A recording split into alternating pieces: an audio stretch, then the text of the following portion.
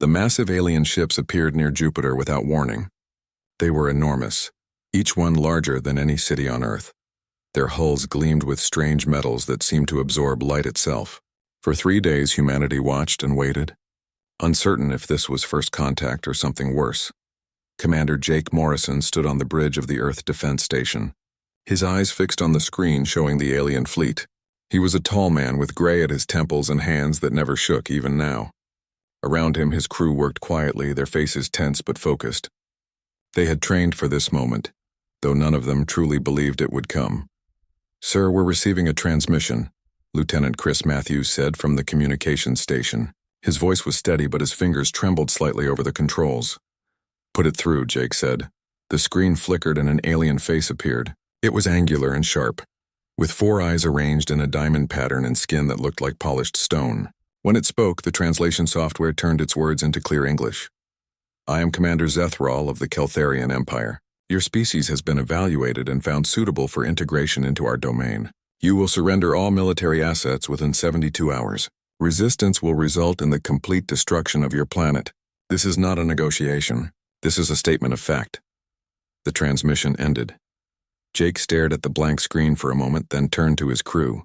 "Get me a line to Earth Command now." Down on Earth, in a bunker deep beneath the mountains of Colorado, Admiral Henry Blake received the message.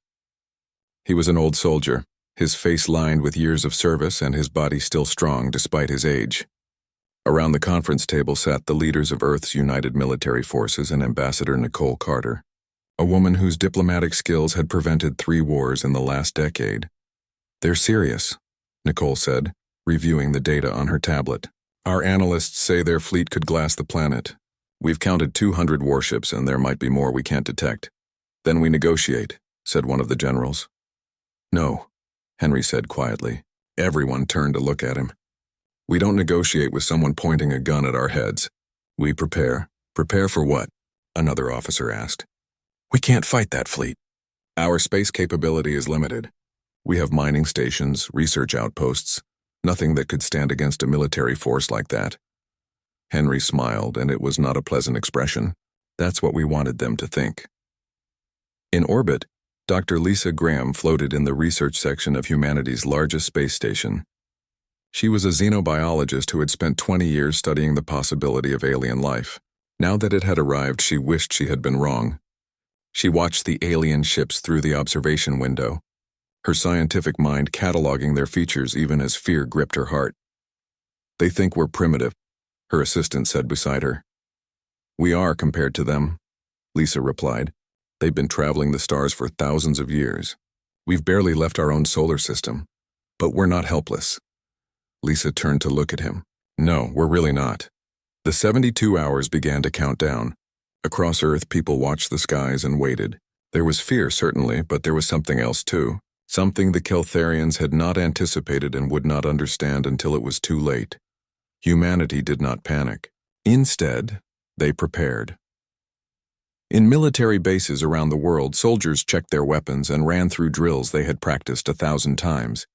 In factories, production lines that had been idle suddenly roared to life, building equipment that had been designed years ago but never manufactured. In homes, families held each other close and made quiet promises to survive. Commander Jake Morrison watched it all from orbit. He saw the defense grids activating, weapons platforms that had been disguised as communications satellites suddenly revealing their true purpose. He saw ships launching from hidden facilities, vessels that Earth had been building in secret for decades, just in case.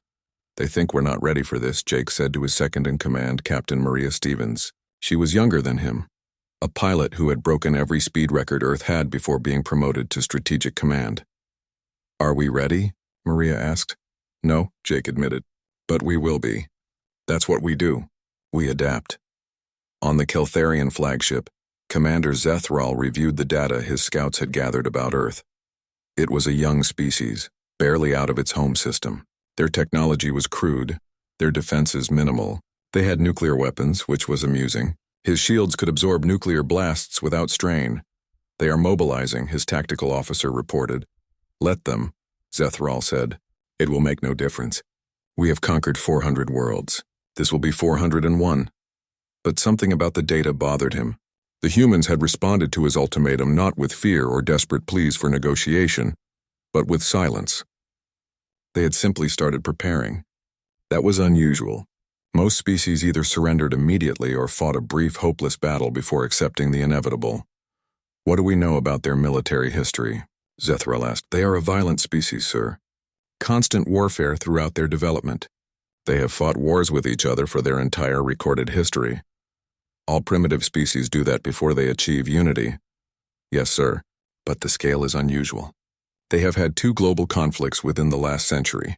The casualties numbered in the millions. Zethral waved a hand dismissively. Irrelevant. Fighting each other with primitive weapons is not the same as facing a galactic military force.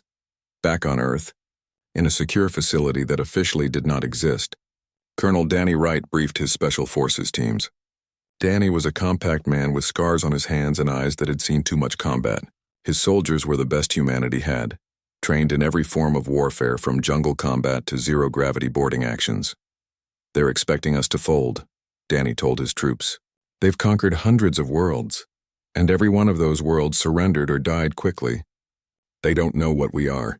They don't know what we've survived. He pulled up images on the screen behind him, pictures of Earth's history.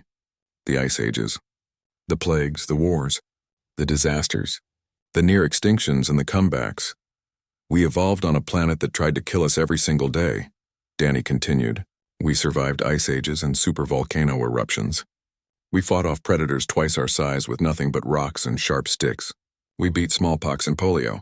We survived nuclear weapons and climate change. We've never, not once in our entire history, simply given up when something stronger came along. His soldiers sat in silence, absorbing his words. So when these aliens come, and they will come, they're going to learn something about Earth. They're going to learn that we don't surrender. We don't bow. We don't submit. We survive. And if they push us hard enough, we don't just survive. We win. The countdown continued. 60 hours. 50 hours. 40 hours. Nicole Carter tried one last diplomatic approach, broadcasting a message to the Keltharian fleet. We don't want war. We're willing to discuss peaceful coexistence. We can share our culture, our knowledge. There's no need for violence, the response came quickly. Your time for discussion has passed. Prepare for integration or destruction. Nicole closed the channel and turned to Henry Blake. I tried. I know, Henry said, and that matters. But now we do what we've always done when someone tries to take our freedom by force. What's that? We show them why that's a terrible idea. The final hours ticked away. Across Earth and its orbital stations, millions of people waited. Soldiers gripped their weapons. Pilots climbed into their cockpits. Engineers made final checks on systems that had never been tested in real combat.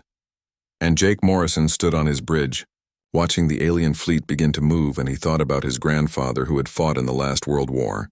His grandfather had told him once that humans had a special trait. We're too stupid to know when we're beaten, the old man had said.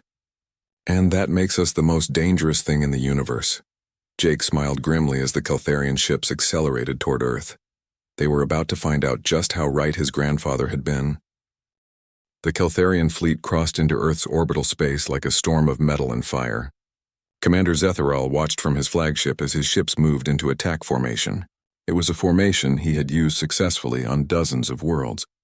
The prey species below would see the overwhelming force and understand their situation was hopeless. Begin the assault on their orbital stations, he commanded. Disable but do not destroy. We will need those facilities intact for the occupation. The first wave of Keltharian fighters launched, sleek vessels that glowed with energy shields. They moved toward the largest human station with perfect precision. Then the humans opened fire. The space around Earth erupted with weapons fire.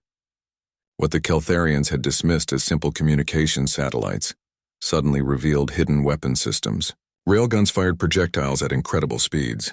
Laser batteries cut through the darkness. Missile pods that had been disguised as space debris came to life and launched their payloads. Shields holding, the tactical officer reported, but there was surprise in his voice. Sir, these weapons are more advanced than we anticipated. They're using kinetic rounds with depleted uranium cores, some kind of experimental laser frequency that's actually stressing our shields. Zethral frowned. Intensify the assault. They're just buying time, but the humans were not just buying time. They were fighting. On the Earth Defense Station, Jake Morrison coordinated the defense with calm efficiency. Around him, his crew worked at their stations with practiced precision. They had run this scenario 100 times in simulations. Now it was real and they were ready. Alpha Wing, focus fire on their lead destroyer, Jake ordered. Beta Wing, protect the civilian evacuation ships. Charlie Wing, you're with me. We're going to punch a hole in their formation.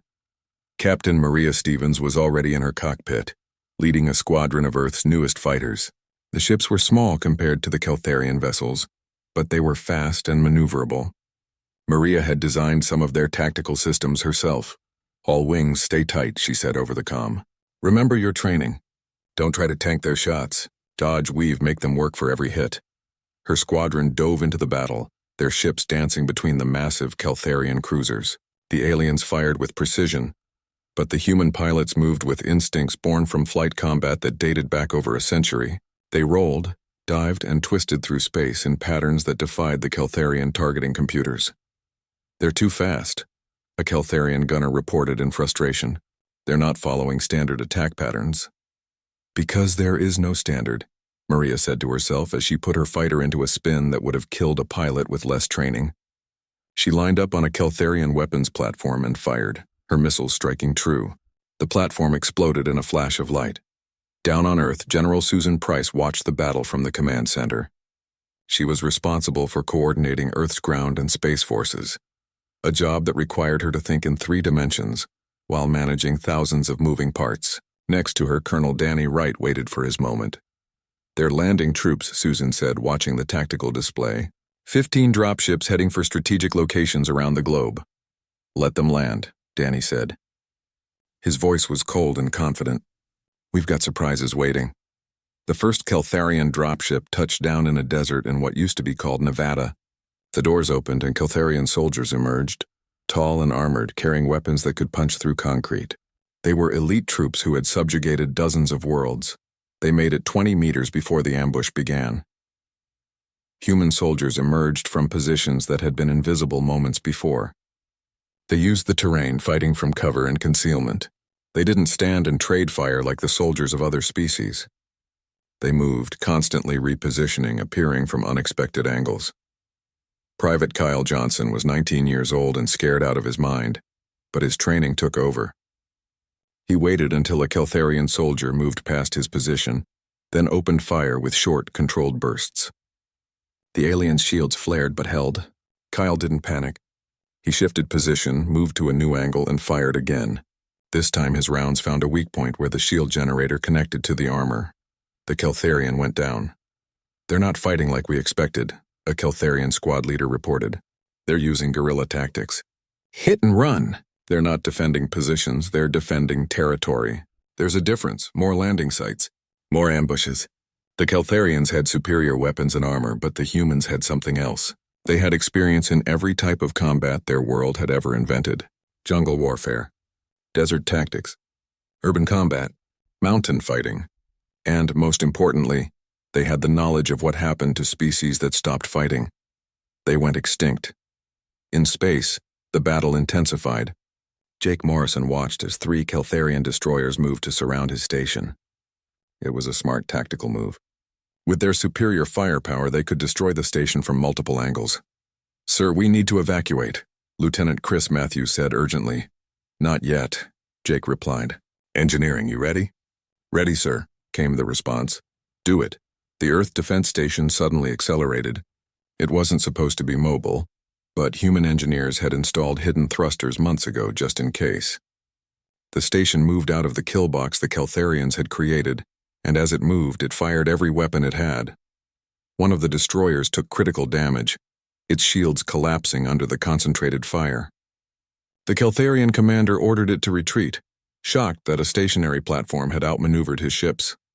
"How did they move that station?" he demanded. "Our intelligence said it was fixed in orbit. They lied to us," his tactical officer said. "Or they've been planning for hostile contact longer than we thought." On Earth, Dr. Lisa Graham was not fighting, but she was working just as hard. She was analyzing every piece of data they gathered about the Keltharian ships, looking for weaknesses. She found something interesting in their shield frequency. "I need to talk to Admiral Blake," she said urgently. Minutes later, she was on a secure channel to the command center. Their shields are powerful, but they're calibrated for energy weapons. Their scan of our technology showed we primarily use kinetic weapons, so they optimized their shields for that. But I think I found something. If we modulate our laser frequency to match their shield harmonics, we might be able to create a resonance cascade. Henry Blake didn't pretend to understand all the science. In simple terms, we can make their shields tear themselves apart. But we need to hit them with precisely calibrated lasers all at the same time. How precise? Very. It would require multiple ships firing in perfect synchronization. Henry smiled. Coordination is something humans are very good at. The orders went out. Human ships across the battle space began adjusting their weapons. It took 20 minutes to coordinate, 20 minutes of brutal fighting where more human ships were lost. But finally they were ready. All ships fire on my mark, Jake Morrison said. He was coordinating the attack from his station, trusting his people to execute perfectly. 3, 2, 1, mark. 20 human ships fired their lasers at a single Keltharian cruiser, each weapon tuned to the exact frequency Lisa had calculated. For a moment, nothing happened. Then the cruiser's shields began to shimmer and pulse. The resonance built and built until suddenly the shields collapsed entirely, overloading in a cascade of energy that fed back into the ship's power systems. The cruiser went dark, dead in space. It worked, Chris Matthews said in amazement. It worked, Jake confirmed. Now do it again. Target the next ship. Commander Zethral watched as a second cruiser lost its shields to the same impossible attack. His confidence began to crack. This was not how conquests went. The humans should have been overwhelmed by now. They should have been begging for mercy. Instead, they were winning. Pull back to defensive positions, he ordered. Reform the fleet. We need to reassess. But the humans didn't let them retreat peacefully. Maria Stevens led her fighters in a pursuit, harrying the Keltharian ships as they tried to regroup. She had lost friends in this battle, good pilots who would never go home. She made the Keltharians pay for every meter they retreated. On the ground, Danny Wright's forces had repelled every landing attempt. The Keltharians tried to establish footholds in 7 different locations. All 7 were turned into killing grounds where human soldiers used tactics the aliens had never encountered. They don't break, a Keltharian ground commander reported to Zethral. We destroy their positions and they just fall back and attack from a new position. We kill their soldiers and more appear. They don't have a surrender instinct. What kind of species doesn't surrender when they're outmatched? Zethral didn't have an answer. The battle raged for 18 hours before the Keltharians finally pulled back beyond orbital range. They had expected an easy victory. Instead, they had lost 12 ships, thousands of soldiers, and something more important than either. They had lost their certainty. Jake Morrison stood on his battered bridge and looked at his exhausted crew. They had won the first battle, but everyone knew this was just the beginning. The Keltharians would be back, and next time they would be ready for human tactics. But humans would be ready too, because that was what they did. Commander Zethral stared at the tactical display showing his fleet's losses, and could not comprehend what had happened. In 300 years of military service, he had never retreated from a primitive world. Yet here he was regrouping beyond the orbit of Earth's moon, trying to understand how his superior force had been pushed back. "Send for reinforcements," he said finally, "and bring me the prisoners. I want to understand these humans." The Keltharian Empire had taken 12 human prisoners during the ground battles. They were soldiers captured when their positions had been overrun. Now they sat in cells on the flagship waiting. Dr. Peter Ross was not a soldier. He was a historian who had been attached to a military unit as an advisor. When the Keltharians had attacked his position, he had fought alongside the soldiers until their ammunition ran out. Now he sat in a cell with 3 others, knowing that someone would come to interrogate them eventually. When Zethral entered the detention area, he looked at the humans with curiosity. They were small compared to Keltharians, their bodies seemingly fragile. Yet they had fought with a ferocity that had shocked his troops. "I want to understand," Zethral said through a translator. "Why do you resist? You must see that our technology is superior. You must know that we will eventually overwhelm you. Every other species we have encountered has recognized this reality and chosen to survive through integration." Peter looked up at the alien commander. He was tired and his body hurt from the battle, but his mind was clear. He had spent his whole life studying human history. Now he had a chance to explain it to someone who truly did not understand. "May I show you something?" Peter asked. Zethral was surprised by the request but agreed. Peter was brought to a room with a computer interface. Under guard, he accessed Earth's historical database. "This is Earth," Peter said, pulling up an image of the planet. "It looks peaceful from space, doesn't it?" "Beautiful. Blue and green and full of life." "It is a garden world," Zethral agreed. "You were fortunate to evolve here." Peter laughed, but there was no humor in it. "Fortunate? Let me show you what fortune looks like." He pulled up data on Earth's ice ages. Every 100,000 years or so, our planet freezes. Massive glaciers cover half the continents. Most species go extinct. Humans survive by moving, adapting, learning to control fire and build shelter. We survived not because we were strong, but because we refused to die. He showed images of predators. These are the animals we evolved alongside. Saber-toothed cats, cave bears, giant wolves. We were not the biggest or the strongest. We were prey. But we learned to work together, to make weapons, to think ahead and plan. We turned ourselves from prey into predators. Zethral watched silently as Peter continued. "Here's a disease called the Black Death. It killed a third of our population in just a few years. We survived. Here's a supervolcano that nearly made us extinct. We survived. Here are 2 global wars where we killed millions of each other with increasingly terrible weapons. We survived those too." "Why show me this?" Zethral asked. "Because you need to understand what you're fighting," Peter said. "Every disaster we've faced, we came back from. Every time something tried to wipe us out, we adapted and overcame. That's what we are. That's what we do. We're the species that survived everything our own planet threw at us. Do you really think we're going to surrender to you?" Zethral was silent for a long moment. "You are saying your species has a stronger survival drive than ours." "I'm saying we don't have a surrender drive at all," Peter replied. "When you corner most animals, they submit or flee. When you corner a human, we fight harder. It's not rational. It's not logical. It's just what we are." Back on Earth, the military leadership was analyzing the battle and planning their next moves. Admiral Henry Blake sat with his top commanders and scientists, including Dr. Lisa Graham, who had joined the meeting via video link from her station. "They'll be back," Henry said, "and they'll bring more ships. We hurt them, but we didn't hurt them enough. Then we need to take the fight to them," Colonel Danny Wright said. "Defense is good, but it's not how you win wars." "We don't have the ships for an offensive," General Susan Price pointed out. "We have maybe 40 vessels capable of deep space combat. They have hundreds." "Then we don't fight fair," Danny replied. "We do what we've always done when we're outnumbered and outgunned." "We cheat," Lisa Graham spoke up from her screen. "I've been studying the wreckage of the Keltharian ships we destroyed. Their technology is more advanced than ours, but not as different as we thought. More importantly, it's standardized. They use the same systems across their entire fleet. That's efficient, but it's also a weakness." "Explain," Henry said. "If we can hack one ship, we can hack them all, and I think I know how to do it." Commander Beth Taylor was already assembling her team. Beth was a specialist in electronic warfare, a quiet woman who had spent 10 years breaking into the most secure computer systems on Earth, legally, as part of security testing. Now she was going to break into something much more challenging. "We need a Keltharian ship," Beth said, "one that's mostly intact." "Can we capture one?" "We can try," Jake Morrison said.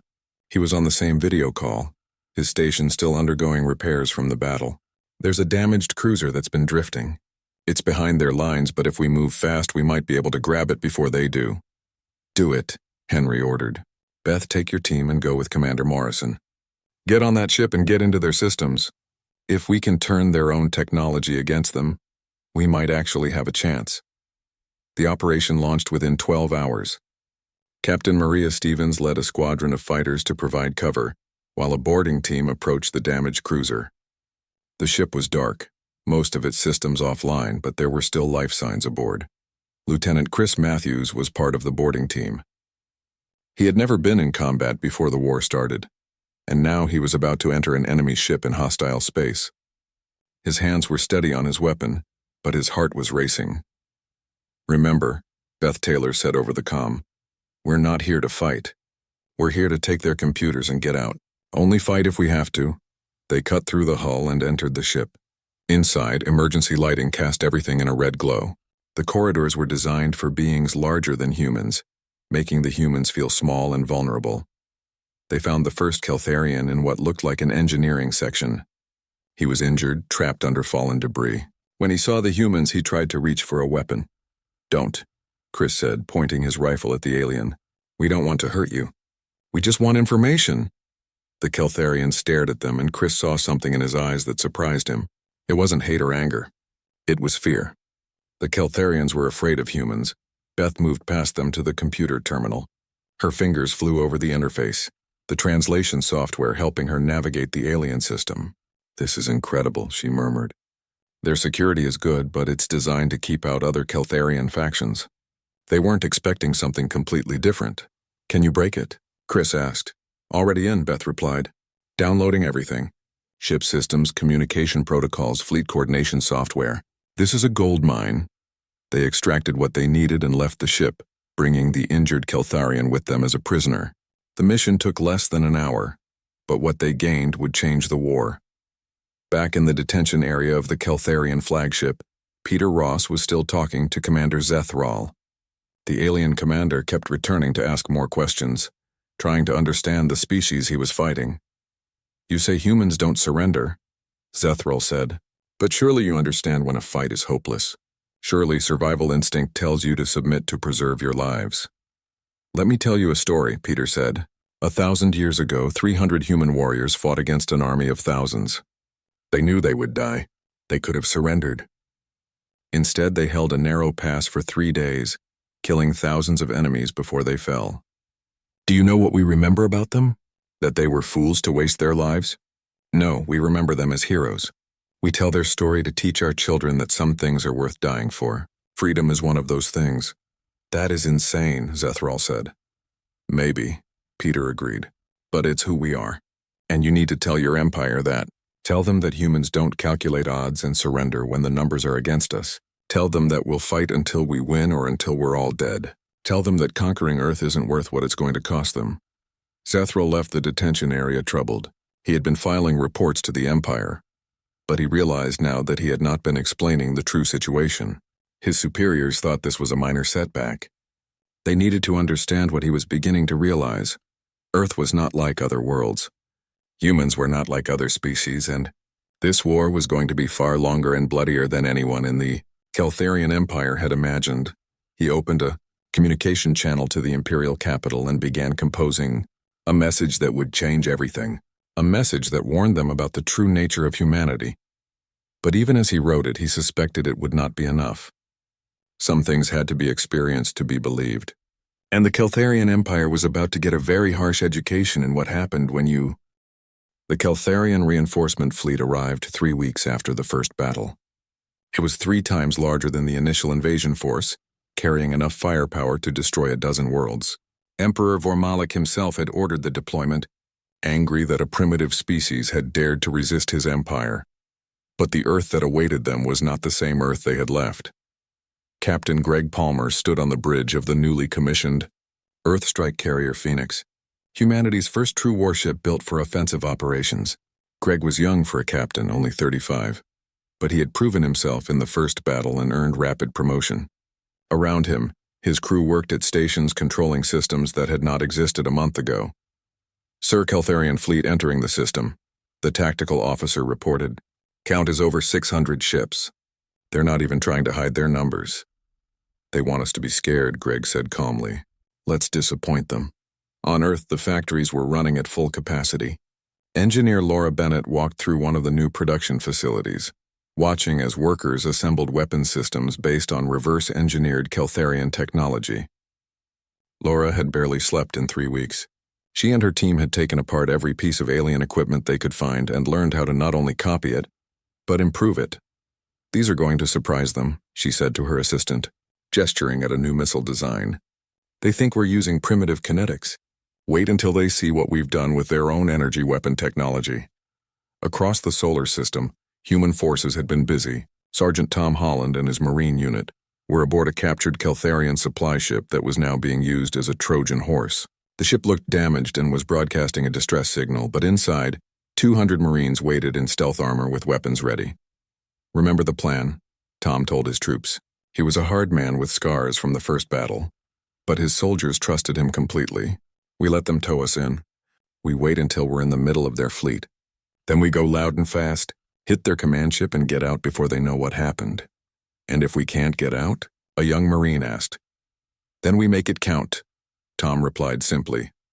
The Keltharian fleet moved into attack formation, confident in their overwhelming numbers. Commander Zethril had been promoted to Supreme Fleet Commander after the first battle, despite his losses, because he was the one who understood the humans best. He looked at the tactical display and frowned. Where are their defensive platforms? He asked. Where are the weapon satellites? They're pulling everything back to close orbital positions around the planet, his tactical officer replied. They're concentrating their defenses. It's a trap, Zethril said. It has to be. They're trying to draw us in. What do we do, sir? Zethril thought for a moment. Every instinct told him to be cautious, but his orders from Emperor Vormalik were clear. End this quickly and decisively. Show the galaxy that resistance to the Empire was futile. We advance, he said, but carefully. Scan everything. Trust nothing. The fleet moved forward, and that was when the humans struck. The first attack came from nowhere. Human ships that had been hiding in the asteroid belt, using stealth technology reverse-engineered from Keltharian designs, suddenly powered up and opened fire. Their weapons were no longer primitive kinetics. They were using Keltharian energy weapons, modified and enhanced by human ingenuity. Shields at 70%, the defensive coordinator reported on Zethril's flagship. How are they using our weapons? They're learning, Zethril said grimly. Just like I warned the Empire they would. The battle became chaotic immediately. The humans weren't fighting in formation like a proper military force. They were fighting like a swarm, ships operating independently but somehow coordinating perfectly. They hit weak points, retreated when pressed, and appeared somewhere else to strike again. Captain Maria Stevens led her fighter wing in a dance of death through the Keltharian fleet. She had lost her old ship in a previous skirmish and now flew something new, something faster, something that incorporated the best of both human and Keltharian technology. Blue Squadron with me, she called over the comm. We're going for their carrier on the left flank. Green Squadron, keep them busy. Red Squadron, protect the bomber wing. The coordination was perfect. Humans had been fighting in coordinated groups since before recorded history. They understood teamwork at a level the Keltharians, who relied on rigid hierarchy and orders, could not match. Deep in the Keltharian fleet, the captured supply ship was being towed toward a repair facility, just as Tom Holland had planned. When they were close enough to the command ship, Tom gave the order. Now. Go, go, go. The supply ship's doors blew open and Marines poured out, their jets carrying them across the gap between ships. They crashed through the command ship's hangar bay shields using shaped charges and entered the vessel with weapons firing. The Keltharians inside were not prepared for a boarding action. They had never faced an enemy willing to actually enter their ships in the middle of a space battle. The Marines moved through the corridors with brutal efficiency, heading for the bridge. Commander Zethril was on the bridge when the first alarm sounded. We're being boarded, his security chief reported in disbelief. Human soldiers are inside the ship. How is that possible? Zethril demanded. We're in the middle of a battle. They don't care, the security chief replied. They're fighting their way to the bridge. Zethril made a decision. Seal all the blast doors between them and us. Vent the atmosphere in those sections. Sir, we'll kill our own crew. Do it. We cannot let them take this ship. But the humans had thought of that.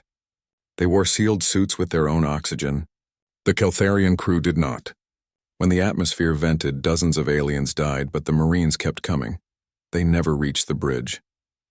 Tom Holland knew they would not. But that was not the point.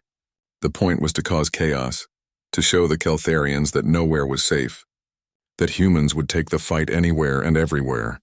All units, withdraw, Tom ordered when they had completed their mission. The Marines fought their way back to their entry point, taking casualties but moving with purpose. They escaped on small attack craft that had been hidden in the supply ship, disappearing into the chaos of the battle. Zethril watched them go and felt something he had not felt in centuries of military service. Not just concern, actual fear. Back on Earth, Beth Taylor was conducting a different kind of warfare. She sat in a darkened room surrounded by computer screens, her fingers dancing across keyboards as she fought in cyberspace. I'm in their communication network, she announced, sending false coordinates to their reserve fleet. They think there's a human attack on their supply line near Mars. They're sending 100 ships to defend it. There's nothing there, Lieutenant Chris Matthews said. He was working with Beth now, having shown an aptitude for electronic warfare. Exactly, Beth smiled. While they're chasing ghosts, our real attack hits their actual supply depot near Jupiter. The Keltharian Empire had been fighting wars for thousands of years, but they had always fought the same way, against enemies who fought the same way. Humans did not follow the rules.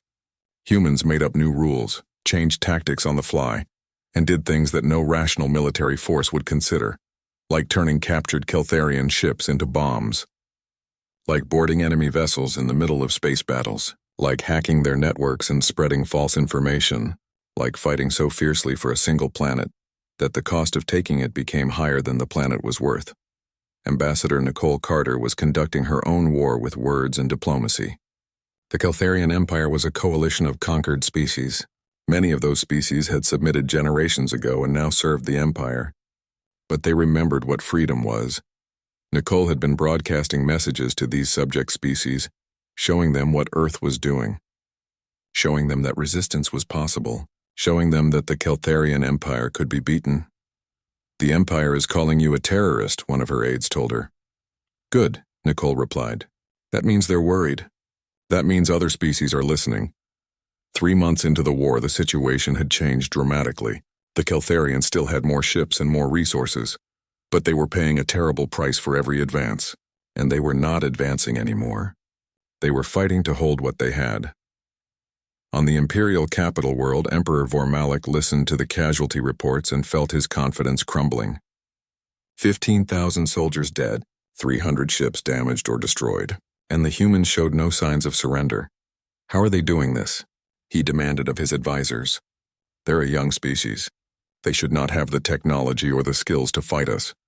One advisor, braver than the others, spoke up. Perhaps, Emperor, we underestimated what a species can accomplish when fighting for survival.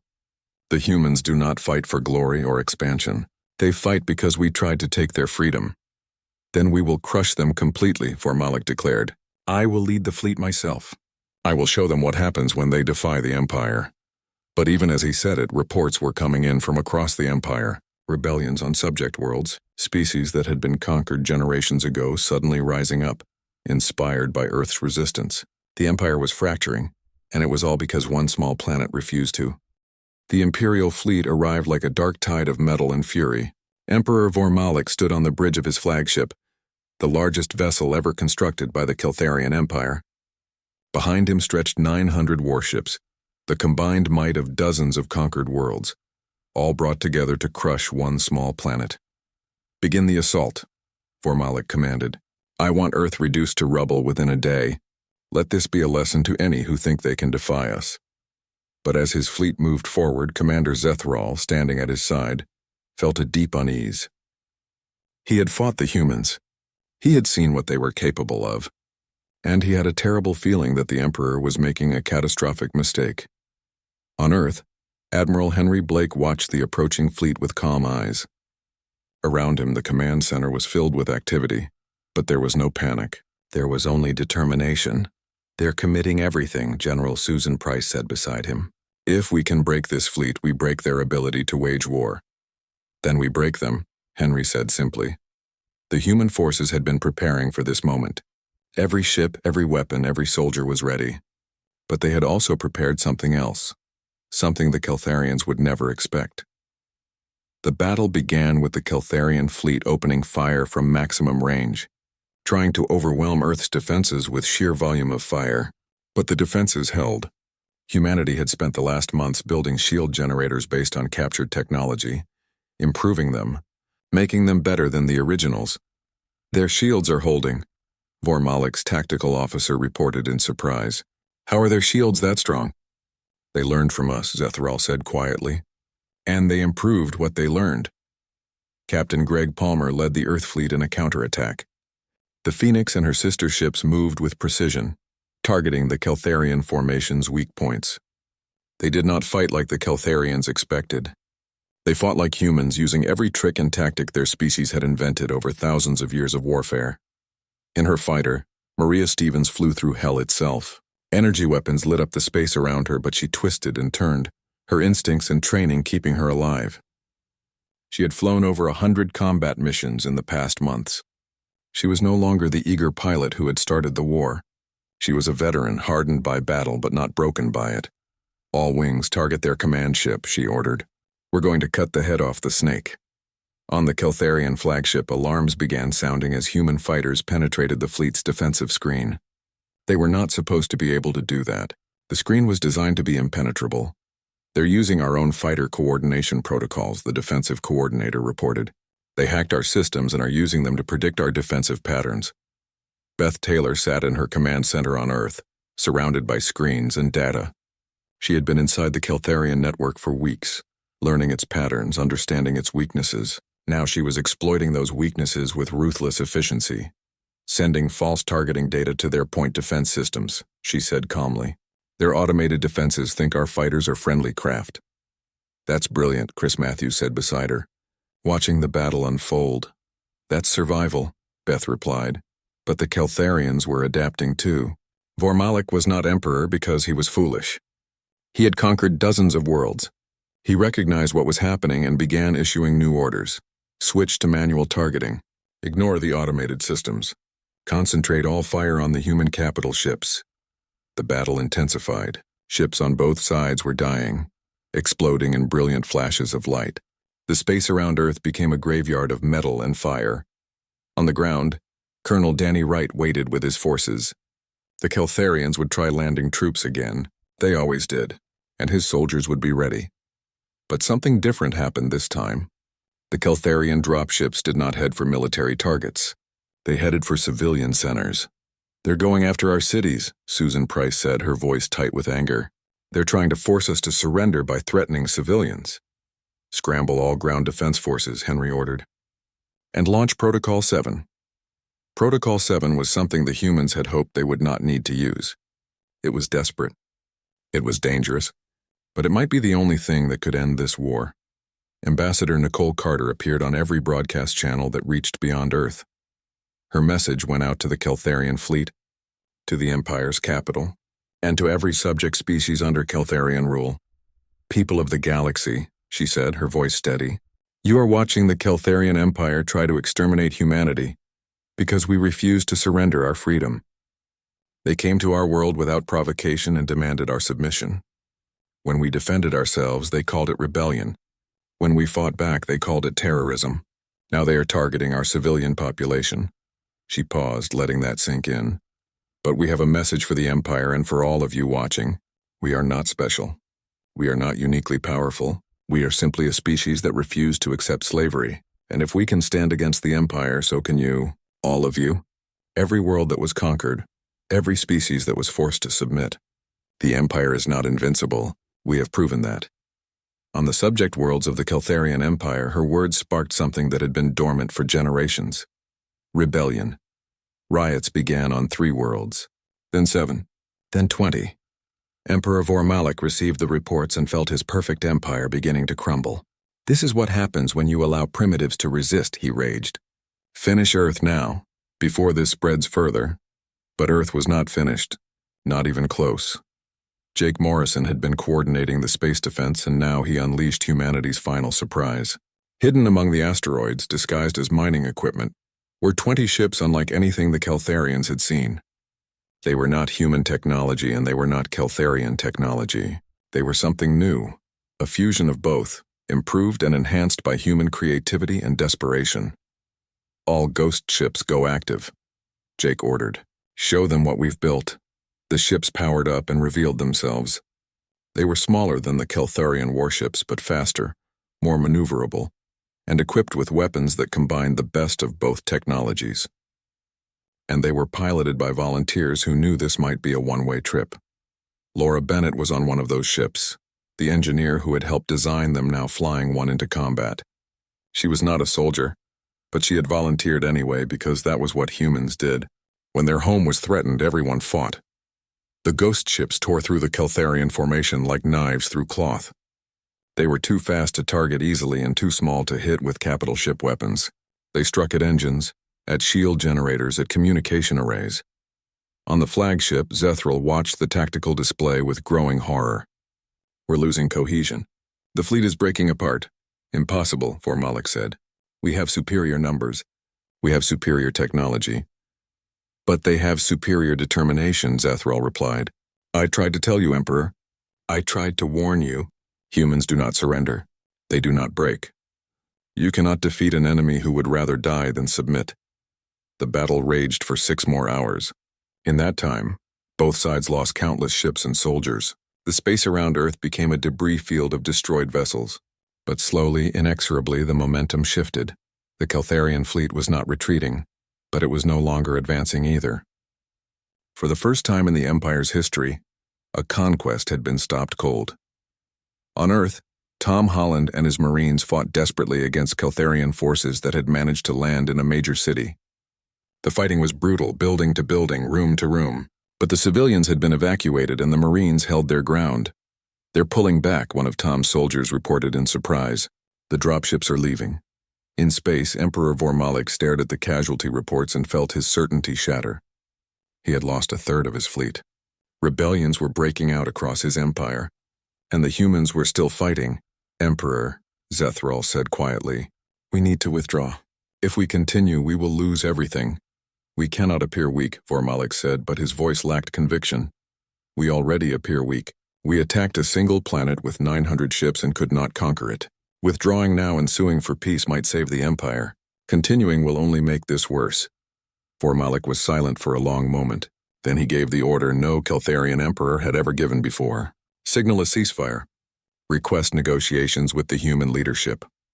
On Earth, Henry Blake received the message with exhausted relief. "They want peace. Can we trust them?" Susan asked.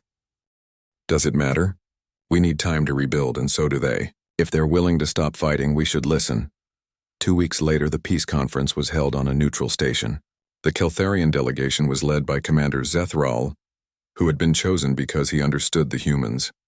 Ambassador Nicole Carter led the human delegation. "We will withdraw from your system," Zethril said. "We will recognize Earth's independence and sovereignty. In exchange, we ask that you stop encouraging rebellion in our empire." "We never encouraged rebellion," Nicole replied. "We simply showed other species what was possible. What they choose to do with that information is up to them." Dr. Peter Ross, released from captivity, sat in on the negotiations as an advisor. He had spent months talking to Keltharian prisoners. "Help you,"